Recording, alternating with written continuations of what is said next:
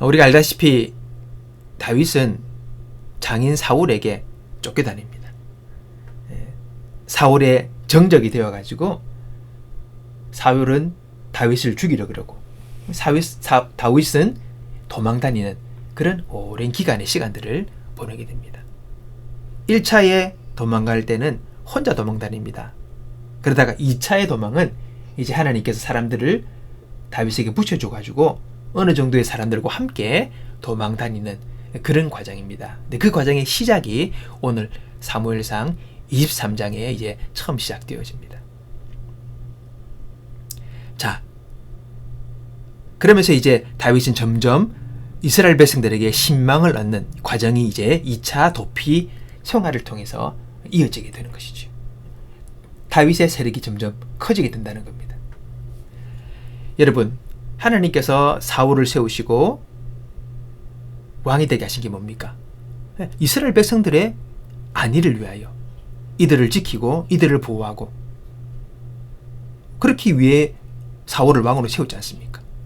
근데 사울은 백성들의 그러한 기대에 부응을 못합니다. 오히려 온 마음의 생각은 다윗 죽이는데, 다윗 잡는데 혈안이 되어가지고 끝까지 쫓아다닙니다. 생각이 딴 데가 있는 거예요. 제대로 나라를 다스리고 그리고 보호하는 왕의 일을 하지 못하는 겁니다. 그래서 이 이스라엘의 접경지, 그러니까 블레셋과 가까운 이스라엘의 접경지에 있는 사람들은 제대로 보호를 못 받으니까 이 블레셋에 늘 쉬운 먹잇감으로 전락하고 말았어요. 고통을 당하는 거예요. 그래서 늘 공격을 받게 됩니다. 언제? 악인들은 보면 자신들이 악을 행해야 될 기막힌 타이밍들을 잘 알고 있습니다. 언제 못된 짓을 해야 되느냐, 이걸 아는 거예요. 이들은 그런 거예요. 야, 우리 귀찮게 2번 일하게 하지 말자. 한 번에 끝내자. 우리가 한가한 사람들이 아니잖아. 뭐하러 일찌감치 이스라엘 백성들에게 우리가 찾아가서 이들을 공격해? 아니야.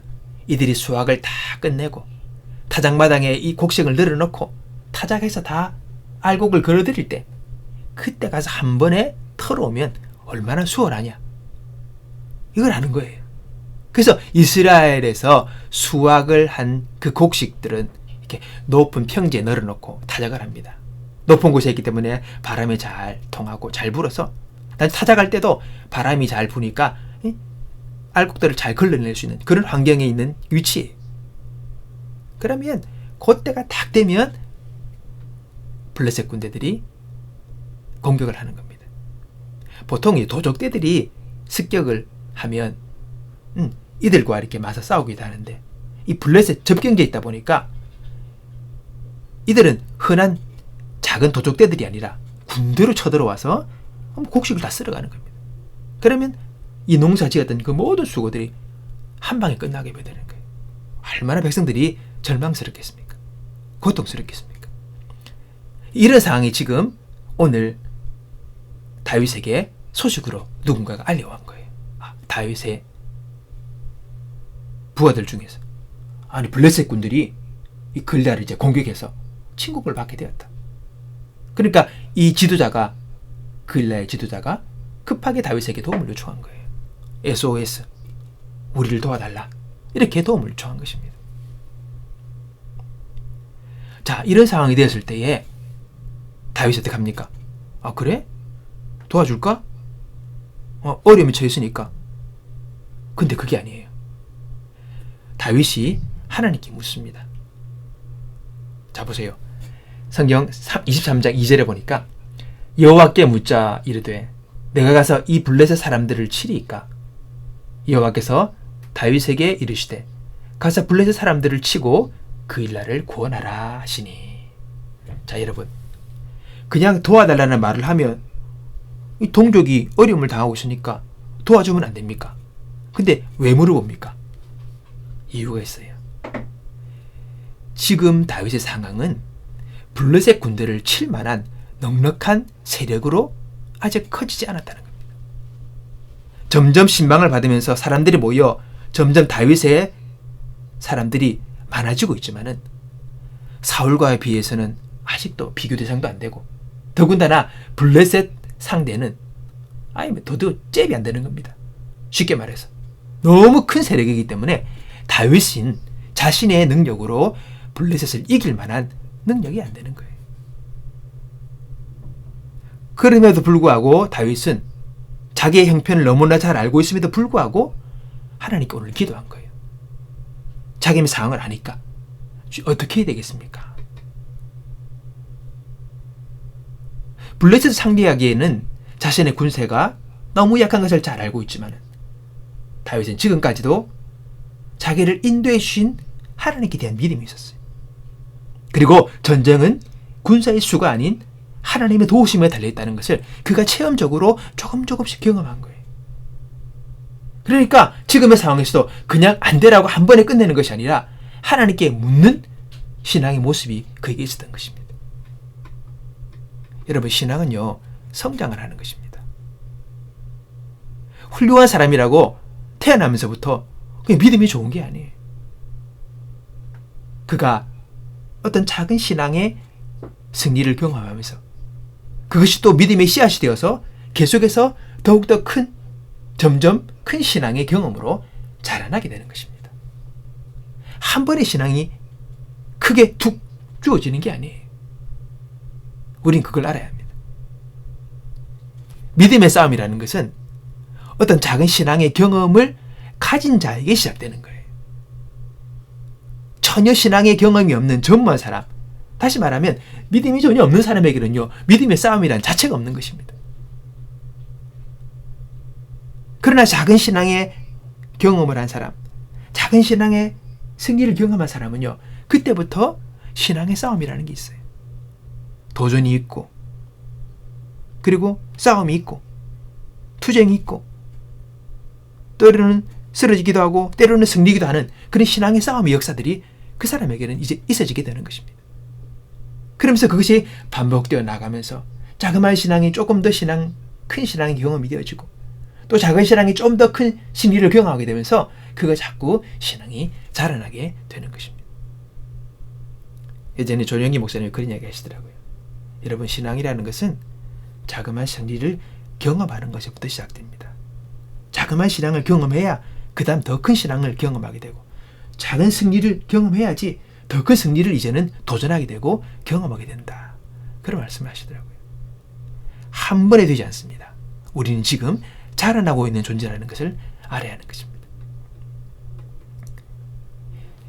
이전에 그런 삶의 신앙의 승리와 경험이 없으면요, 우리는 이제 하나님 앞에서 주님, 제가 신앙인으로서 이제 입문할 수 있도록 하나님을 경험하게 해주시고 믿음의 승리를 경험할 수 있도록 주님, 저에게 은혜를 주십시오.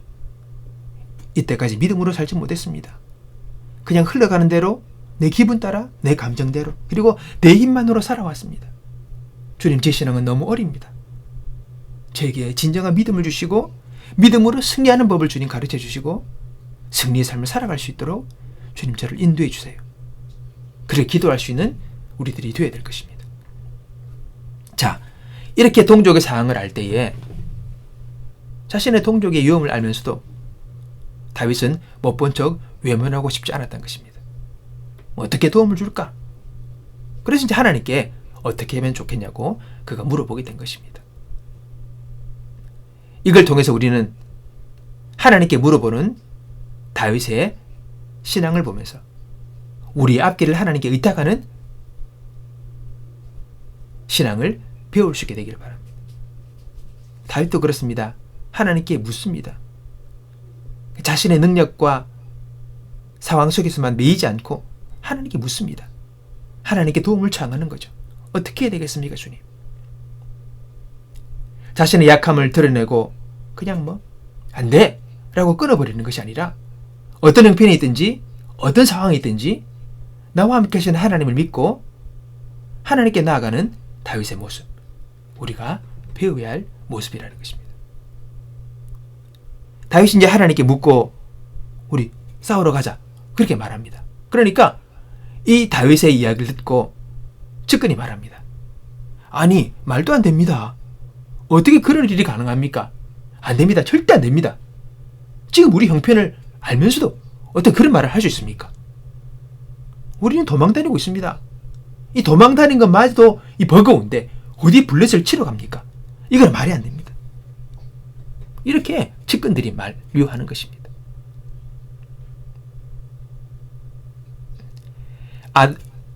아둘람 굴에서 이 400명으로 시작한 사람이 이제는 한 600여 명으로 불러놨지만 이 사람들이 큰 세력도 아니잖아요.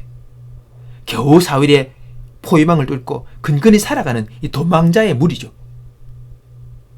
근데 이 사울의 군대보다 더 훈련이 잘 되고 있는 실전 경험이 풍부한 베테랑 블레셋 군대와 싸우러 가자는 이 말은 그냥 나가 죽으라는 말과 같이 그들에게 들렸다는 것입니다. 안 그렇겠습니까? 이 본문에 보면 이 군대라는 단어가 있는데 이 군대라는 말은 전문적으로 훈련을 잘 받은 구인을 표현할 때 쓰는 단어라고 합니다. 흔히 말하면 특공대 같은 아주 능숙한 그런 훈련받은 군인을 표현할 때 쓰는 말이라는 거죠. 항우를 잘 맞추고 전투 대응이 잘 짜여진 전문적인 전투에 능한 군대를 지칭할 때 사용하는 말이래요. 그냥 아무나 막 불러다가 갑작스럽게 만들어진 오합조절 같은 그런 군대가 아니라 로마 군인들처럼 아주 체계가 잘 맞춰져가지고 잘 싸우는 훈련된 군대를 지칭할 때 쓰는 단어라는 것입니다. 오늘 다윗과 함께했던 사람들이 얼마나 겁을 먹었는지 알 수 있는 것이 우리 2절과 3절을 비교하면 바로 알 수 있습니다. 자, 보겠습니다. 이에 다윗이 여호와께 묻자와 이르되 내가 가서 이 블레셋 사람들을 치리까? 여호와께서 다윗에게 이르시되 가서 블레셋 사람을 치고 블레셋 사람을 치라 하나님은 그리고 그 일날을 구원하라 하십니다. 자, 그때 3절에 다윗의 측근들은 뭐랍니까? 다윗이 사람들이 그에게 이르되 보소서 우리가 유다에 있기도 두렵거든 하물며 그 일에 가서 블레셋 사람들의 군대를 치는 일을 하리까? 하나님은 그냥 블레셋 사람들이라고 이들을 칭하지만은 다윗의 측근들은 블레셋 사람들의 군대라고 표현을 합니다. 하나님 입장에서는 그냥 블레셋 사람이지만은 이 측근들의 입장에서는 이들은 군대예요. 훈련받은 아주 강력한 군대예요. 두려움에 잡혀 있는 거죠. 이건 어려운 싸움이라는 것입니다. 자, 보세요. 블레셋 군대라고 칭했던 다윗의 측근들의 판단이 잘못됐느냐? 아니, 절대적으로 잘못됐다고 말할 수 없습니다. 보는 그대로를, 사실 그대로를 그렇게 이야기한 것이죠. 판단은 정확했습니다. 그래서 싸우자고 가자는 말은 무모한 작전이었고 부하들을 사지로 내모는 그런 일밖에 되지 못했던 것이죠. 아무리 하나님께 응답받았다고 해도 강력하게 반대하는 측근들을 반대하고 야야 내가 가라면 가는 거지 뭘 까불어 이렇게 하지 않았어요. 이렇게 한다고 될 일도 아니고 어떡합니까? 현실이 녹록치가 않은 거죠. 어렵습니다. 그래서 다윗은 다시 한번 하나님께 물어봅니다. 또 물어보는 거예요. 하나님을 못 믿어서 다시 물어보는 것이 아니라 하나님의 응답을 받았음에도 불구하고 현실의 눈앞에 있는 이 커다란 장벽 앞에 믿음으로 앞으로 나가지 못하는 연약한 믿음을 가진 그들을 위해서 다윗은 인내심을 가지고 다시 한번 더 하나님께 물어봅니다. 다윗이 여호와께 다시 묻자온대 여호와께서 대답하여 이르시되 일어나 그 일나로 내려가라. 내가 블레셋 사람들을 내 손에 넘기리라 하신지라. 하나님도 그들의 연약한 믿음을 하시고 그들에게 힘이 되는 말씀으로 응답하십니다. 내가 블레셋 사람들을 너희들의 손에 넘기겠다. 감히 블레셋 군대와 싸우기를 두려워하는 다윗의 측근들에게 확신감을 심어주시는 말씀으로 다시 그들에게 격려하고 그들에게 힘을 주십니다. 우리도 마찬가지입니다.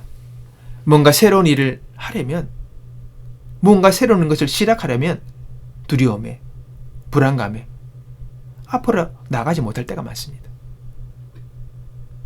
나름 기도하고 큐티하고 말씀 보면서 그때는 마음이 뜨거워지고 뭔가 이루어질 것 같은 확신이 들다가도 막상 이제 그 일을 하려고 할 때에 또 다가오는 불안감이 우리 앞길을 막을 때가 있습니다. 그때는 어떻게 합니까? 다윗처럼 다시 한 번 더 하나님께 나아가는 것입니다. 재확인하는 것입니다. 믿음이 좋다고 한 번에 끝나는 것이 아닙니다. 다시 묻습니다. 바울이 이런 표현을 합니다. 내가 3번 주께 나와 기도했다. 자신의 그 질병 때문에. 3번이라는 것은 딱 3번, 1번, 2번, 3번을 말하는 게 아닙니다. 거듭 하나님께 확인을 했다는 거예요. 거듭 하나님께 기도하며 물었다는 겁니다. 분명하게 하나님께서 확신의 확신, 분명한 하나님의 말씀과 인도를 경험하기까지 거듭 하나님께 기도했다는 말인 겁니다. 오늘 우리의 연약함을 아시고 우리의 부족함을 아시고 하나님은 또 나아가 다윗이 기도할 때 말씀하시고 바울이 하나님께 나와 기도했을 때 말씀하신 것처럼 우리에게도 말씀해 주실 것입니다. 우리에게도 인도해 주시고 우리에게도 분명히 하나님께서 역사하셔서 그 길을 열어주시는 은혜를 베풀어 주실 것입니다. 우리 여건, 우리 환경만 바라보고 주저앉아서 아무것도 하지 않는 것이 아니라 그럼에도 불구하고 하나님께 기도하며 오늘 나에게 어떻게 주님께서 인도하시고 그분이 어떻게 내게 말씀하시는지를 내가 귀 기울이면서 오늘의 한계와 우리 상황들을 극복해 나가고 그 가운데서 하나님의 승리와 역사를 나타내는 우리의 삶이 될 수 있기를 바라는 것입니다. 오늘 읽었던 이후의 말씀 5절에 보면 다윗과 그의 사람들이 그일라로 가서 블레셋 사람들과 싸워 그들을 크게 쳐서 죽이고 그들의 가축을 끌어오니라. 다윗이 이와 같이 그일라 주민을 구원하니라. 하나님이 승리케 하셨어요. 정의 부대, 블레셋 군대 막강했지만 그러나 전쟁에서는 결국은 이겼다는 것입니다. 다윗의 인생은 그러한 승리의 경험이 점철된 인생이에요. 수많은 승리의 경험들이 쌓여있던 사람이에요.